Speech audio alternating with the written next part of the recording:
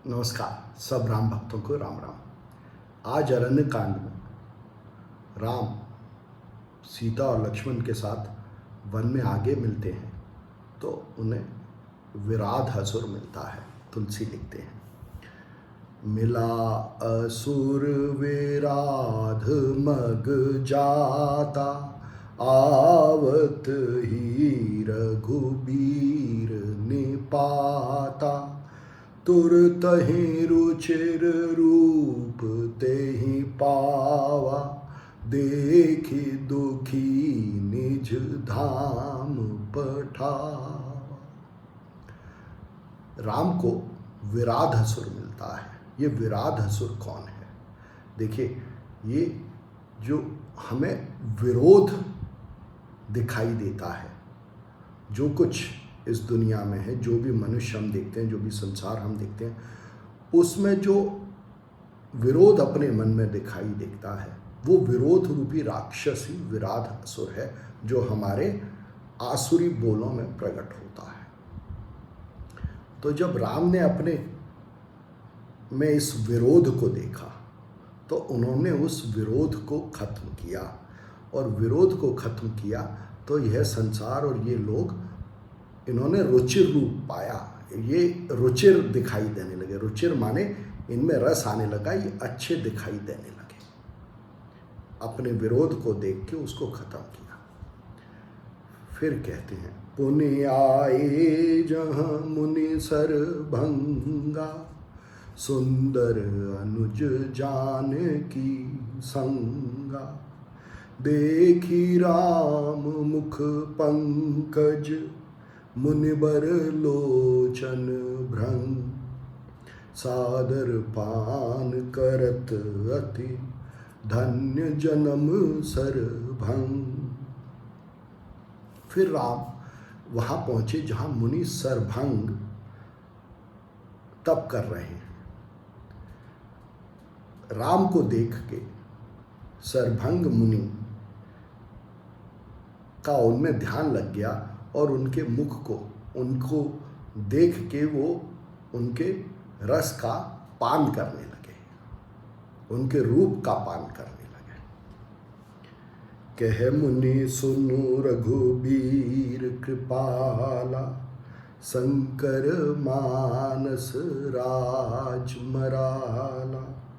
चितवत पंथ रहेउ दिन राति, अब प्रभु देख जुड़ानी छाती। नाथ सकल साधन में हीना, कीन्ही कृपा जाने जन दीना।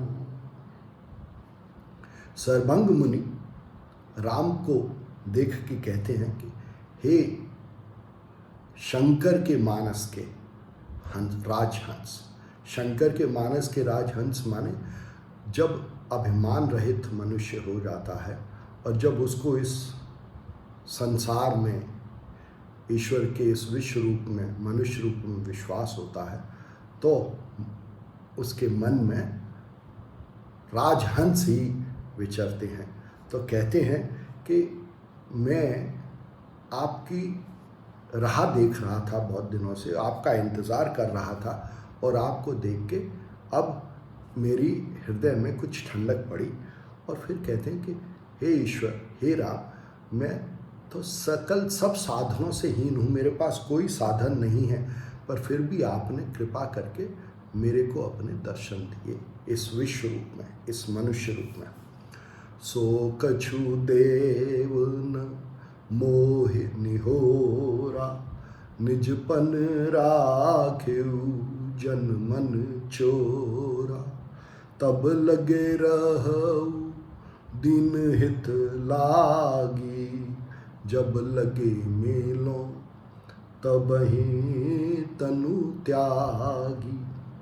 कहते हैं कि हे राम, मैं आपका इंतज़ार कर रहा था। ये कोई मेरा बड़ापन नहीं है, ये तो उल्टा ऐसे है कि आपने मेरे इस प्रण को रखा, मेरे को दर्शन देके। मैं इंतज़ार कर रहा था, मेरी प्रतीक्षा को आपने पूरा किया। और फिर कहते हैं कि हे राम आप तब तक मेरे सामने रहिए जब तक मैं आप में अपने मैंपन को छोड़ के आप में मिल न जाऊं, मतलब मेरा ध्यान आप में दृढ़ न हो जाए, तब तक आप मेरे साथ रहिए, मेरे सामने रहिए। जोग जग जप तप व्रत कीन्हा, प्रभु कहाँ दे भगत बर लीना।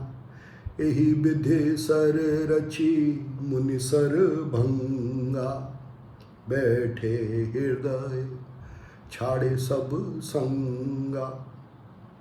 सरभंग मुनि अपना जो भी योग है, जप है, तप है, व्रत है, जो कुछ भी उन्होंने किया है वो सब राम को अर्पण करते हैं और राम उनको उस सब के बदले अपनी भक्ति देते हैं। अपनी भक्ति मतलब मुनि सरभंग यह जानते हैं, यह विश्वास होता है कि वह राम के इस विश्व रूप के अंग हैं।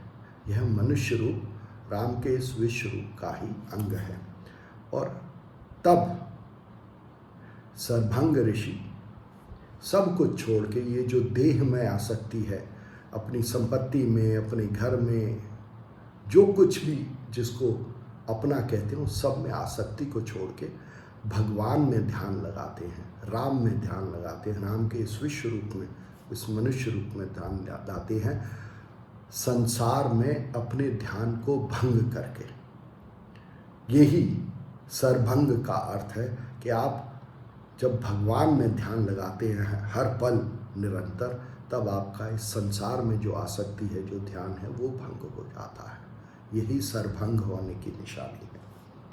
सीतानुज समेत प्रभु नील जलद तनु श्याम, मम हिय बसहु निरंतर सगुन रूप श्री राम। सरभंग ऋषि राम से प्रार्थना करते हैं कि हे राम, आप अपने इस नीले